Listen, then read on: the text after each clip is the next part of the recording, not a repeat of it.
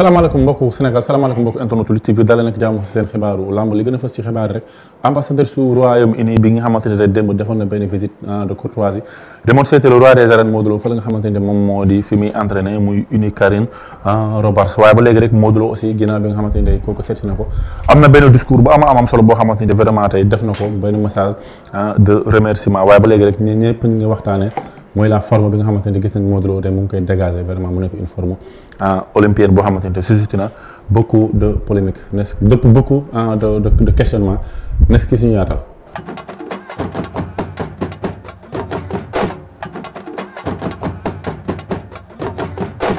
Unicarine Roberts moom mooy ambassadeur su Royaume-Uni fii si Sénégal moom nag bi mu fi nekk léegi sax yàggul donte waaye teewul nag dem na seeti ki nga xamante ne moom moo di Modou Lo le roi des arènes seeti ko nag fële sa écurie sa écurie Jambar Wrestling nga xamante ne fa la Modou Lo di entraîné ak ay ñañam ñu dem seetaan image yooyu te ñëwaat. Je suis là depuis peu de temps, donc je suis là comme nouvelle arrivée. Je veux apprendre tout ce qu'il y a à apprendre sur le Sénégal, la culture. Le foot, je connais déjà. Nous avons des grands joueurs de foot sénégalais dans notre première ligue. Donc ça, j'étais déjà au courant. Mon fils, son joueur préféré, c'est Siad Malé. Il m'a dit, bon maman, tu es ambassadrice, il faut me faire rencontrer cet homme. C'est ma grande idole.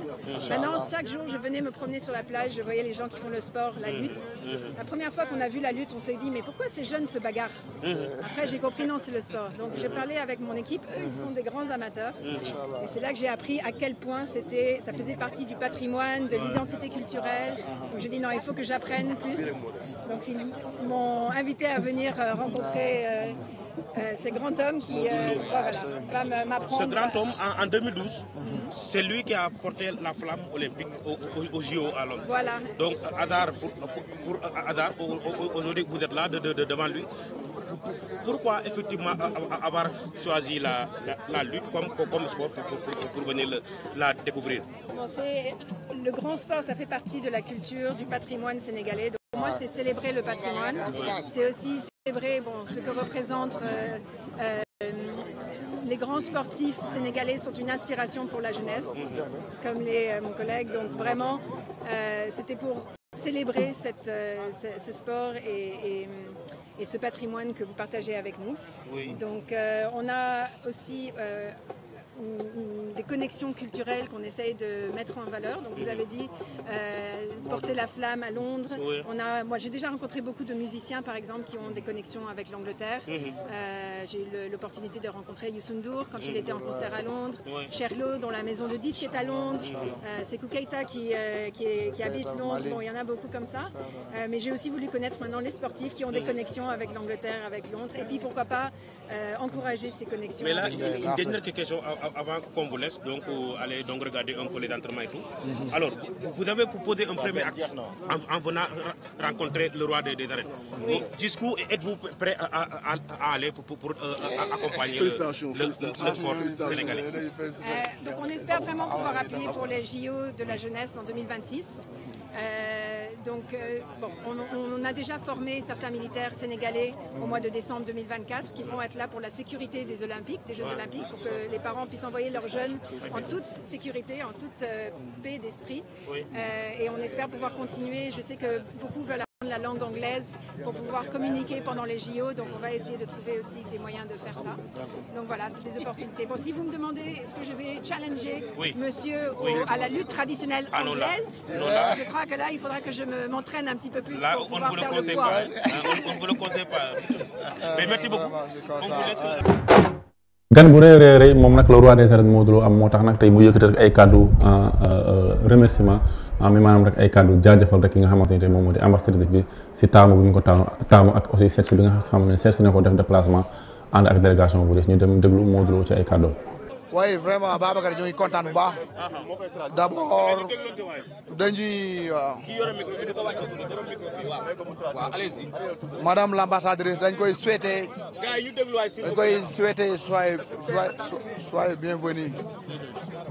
D'abord ñun kontaan nañ ci bu baax a baax ñëw bi di wax rek lit moo ciy gagné parce que tey ambassadeur la moo représenté Angleterre fii ci Sénégal sport suñu sport national bëri la tey moom mu ñëw bëgg a xam culture Sénégal ñëw ne daf ñuy seetaan vraiment lu dañ ci kontaan bu baax a baax di ko féliciter di wax rek ñun làmb nañu gën a defaraat taxawaay bu baax a baax parce que tey lu ñu yor lu riche la te mën nañ ko yóbbu fu nekk damay wax rek du man mais képp kuy mbër rek ambassadeur nga ci làmb ji war a gën a xool taxawaay gën a defar ko ba fu ñu bëgg a yóbbu làmb ci àdduna mën nañ ko fa yóbbu vraiment mais ñu ngi kontaan ci bu moom bu baax a baax madame Lamb. mais Modou dafa am benn question rek tey mi ngi ñëw nekk comme ambassadeur ñu am benn lamb bu ñuy créé foofu ci nga xam mooy Angleterre tey benn jàkkaarloo bu am solo est-ce que jàppoon ni tey lii nga xamante ni moom la def tey waroo ko ci gën a encouragé moom ba mu gën a mën a ñoo jàppale ci loolu ñu bëgg a def ci Angleterre.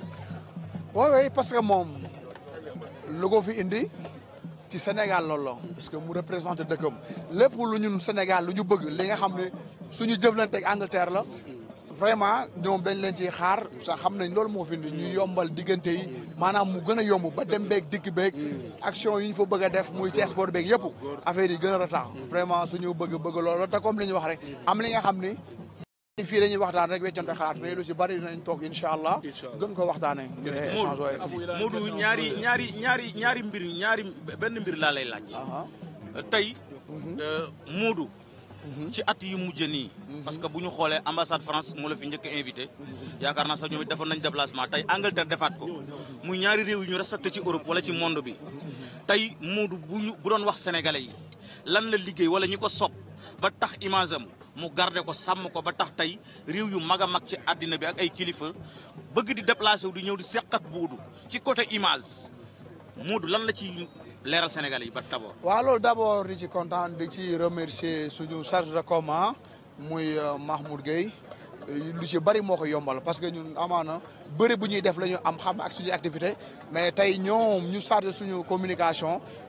dem ak dikk bu bari ñoom ñoo ko yombal Mahmoud Gueye ak kiiwam off the pitch ñoo ngi koy gërëm bu baax parce que yëpp bu amee yàlla ci moom la ko jaarale mais nag comme ni ñu wax rek nit li ngay liggéey da nga koy respecté parce que sa liggéey ci lañ la mën a respecté ci lañ la mën a tamit ñàkkee respect moo tax looy liggéey da nga koy jox cër bu baax a baax a baax ba nit ku ne dina la bëgg a xam nga ñëw fekk si bëgg a ñëw découvrir li ngay def lan la te li may wax c'est normal ñoom xam nga tey ñii ñu ngi jógee Angleterre ñi jógee feneen mais culture dëgg da leen ñor te ñun Sénégal dañu am culture bu riche boole ci nag sport parce que sport lamb ji sport la ay culture xam nga te loolu riche la te ñoom loolu daf leen di neex lool comme ñun rek bu ñu demee feneen dañu bëgg a xam beneen culture ñoom it suñu génnee ñëw Afrique wala yooyu noonu culture Afrique maanaam découvrir ko da leen neex.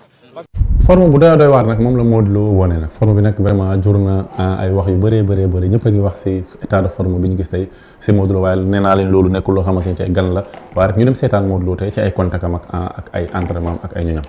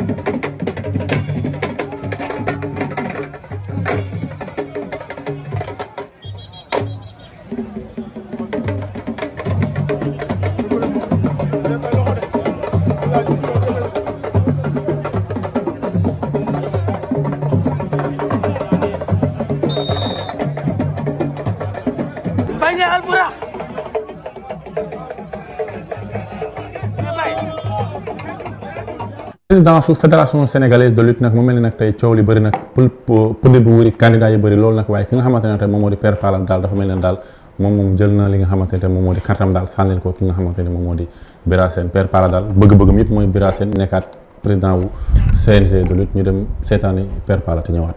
macha allah di fa yëngu di fa liggéey di fa wane sama bopp ba fi ñu toll nii lépp rafet. macha allah. Bira Kaolack booba temps président CTG la. CTG waxuma CRG de. CDG booba CTG. booba laa koy fekk ci Kaolack. macha allah. bi ñu ci jógee mu nekk président CRG.